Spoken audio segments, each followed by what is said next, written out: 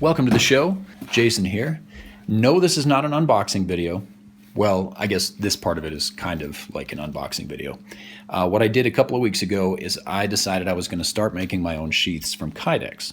Now, for those who don't know, Kydex is a real convenient way to make sheaths because it's a type of plastic that when you heat it up, you can mold it to whatever shape you want, and when it cools, it will hold that shape.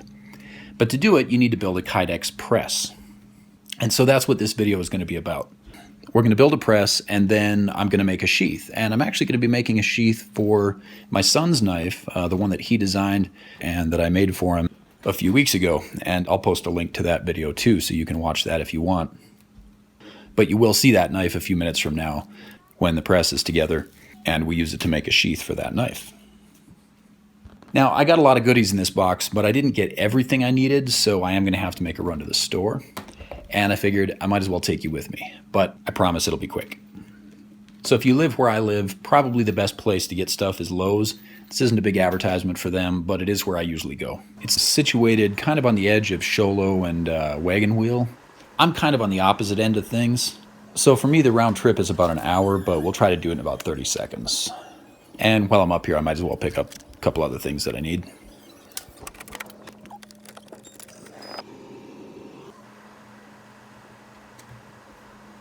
So now that we have the hardware we need, it's time to get things cut to size. I decided to go with the press that was about 12 inches by 10 inches because that seemed like a manageable size and also big enough to do pretty much anything that I wanted to make. The cool thing is once we get this done, not only will I be able to make sheaths for knives with it, but I'd also be able to make custom holsters for handguns, or really, if you think about it, it's almost limitless what you can do with Kydex.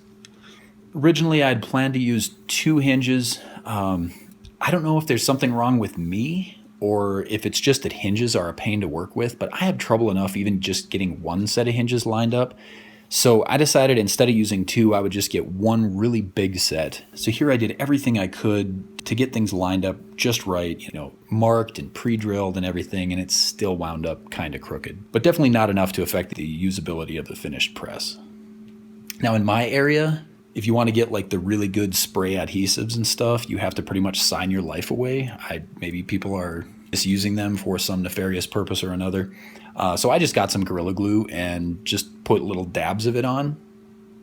And I used that to secure my foam. And the reason I didn't use too much of that is because this foam will eventually wear out and I'll want to be able to replace it, which is really hard to do if you've just really gooped it on with too much glue.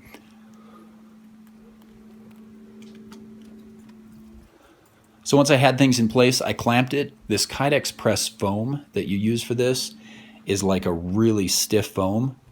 So you can apply a lot of pressure with those clamps and you're not going to deform anything or distort anything. So with the Kydex press ready to go, we brought out my son's knife and cut out a couple smaller pieces of Kydex to the rough size and shape that we wanted. Of course, leaving plenty of extra to trim off later. Now, I understand there's some debate about the right working temperature for Kydex. What I've found is that if I set my oven to about 325 or 350 and I put the Kydex in there for about 5 minutes, it'll come out just perfect to work with. And of course it's hot, so I'm wearing gloves. I want to get things positioned pretty fast. I mean, you have a few seconds to work, but don't sit there and take a minute getting things lined up. And then it's time to close up the press and remember that you forgot your clamps in the shop. And at this moment, you have to think fast. Of course, I don't have time to run back out to the shop, so I did about the only thing I could. And yes, I stood there for 10 minutes. But when the 10 minutes was up, I opened up the press, and I had 2 perfect halves of a Kydex sheath for my son's knife. So the next step is kind of eyeball it, get a sense of where you want the holes to be for the eyelets. Mark out the spots that you're going to drill and take in this case I'm using 1/4 inch eyelets, which I think are pretty common.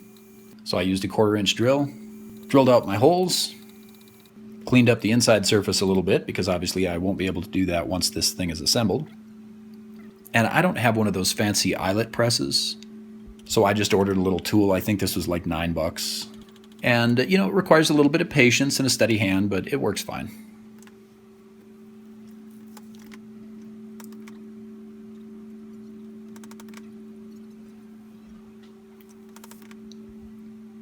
Now, when you're trimming off the excess, I've seen some people will go right up to the edge of the eyelet. I guess depending on the look you're going for, that might work. I like to leave a little bit around the edges, maybe not quite as much as I left on this one. But I do like to leave a little bit around the edges to make sure I'm not actually cutting into the eyelet or weakening that joint there where the sheath is held together. And I've found that it works perfectly fine to clean it up on a belt, but it also works to use hand tools. And I've used the Dremel, and I've used sandpaper and metal files, all kinds of different tools. Kydex is really easy to work with, and it's pretty forgiving. I like to take a dry buffing wheel and just buff the seams. And you need to be careful because the friction will actually melt the Kydex if you leave it in contact with the wheel too long. So you just kind of brush it past the wheel and take a look at it, and you'll see that it gives you this really nice, smooth look. It really almost makes the two pieces look like one right along that seam. And then, of course, you test the fit of the knife. Make sure it locks securely. At first, you'll want it to be a little bit of a tight fit because it'll loosen up after a while.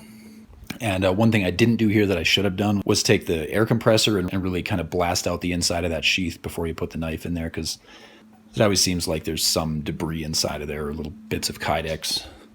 Then you can make some last-minute adjustments, and once you have the fit you like, then the sheath is done. In this case, I was essentially just making a pocket sheath because this knife is for my son. But you could also use this as a neck knife. You could run some paracord through the top two eyelets there. But for now, I think I'll call it good. Thank you for watching. I hope you enjoyed the show. If you did, by all means, consider subscribing to my channel. We've got a pretty small community so far, but we're growing fast. And I definitely plan to be here for the long haul. So if you have any suggestions, let me know. I'm still very much learning this craft, so if you have any advice for me, I would love to hear that as well. So with that, I'll say have a great day, and I'll see you in the next video.